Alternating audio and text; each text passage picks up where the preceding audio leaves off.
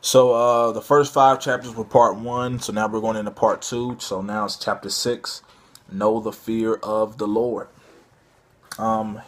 Immediately, Edward gets me right when he starts the chapter. He says, all experiences of the fear of man share at least one common feature. People are big. They have grown to idolatrous proportion in our lives. They control us. Since there is no room in our hearts to worship both God and people, whenever people are big, God is not. Therefore, the first task in escaping the snare of the fear of man is to know that God is awesome and glorious and not other people. So the first 5 chapters was really outlining why we fear man, why we view the world the way that we do. And so now it's like, okay, I've laid out why. Okay, so here's the how do you overcome there. So in like anything, like in Proverbs, it says the beginning of the fear of the Lord is the beginning of knowledge and wisdom. And so in order to overcome the fear of man, we must redirect our attention back. Okay, how do I fear the Lord? And this next quote that he has is awesome. He says, don't get me wrong. I think that the application of scripture to the details of our lives is great. My observation, however, is that these principles are not always embedded in the fear of the Lord. The result is that our goal can be self-improvement rather than the glory of the holy God. We need more sermons that leave us trembling. We live in a culture where a majority of church has become motivational, where I need to be the better person, the best life now. Not trying to slight any a particular pastor out there, but I it's mine in 2014. I'm accomplishing my dreams, my, me. And we become so man-centered that we have lost the fear of God. And chapter 6 is really redirecting us back to it.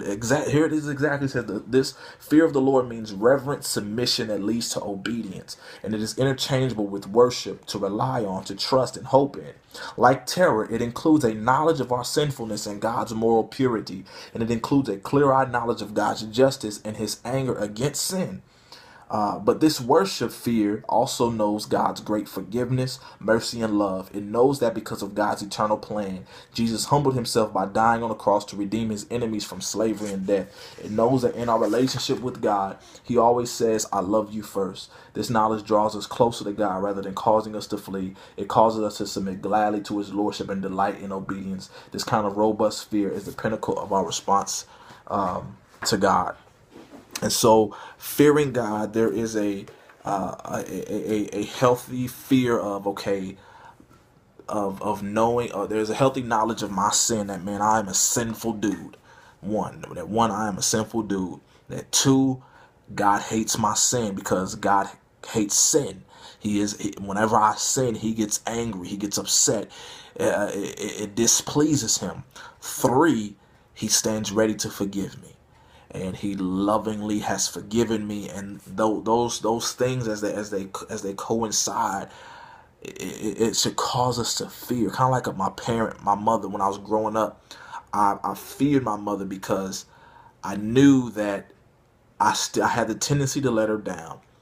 2, I knew that she hated when I disobeyed her, and she had wrath.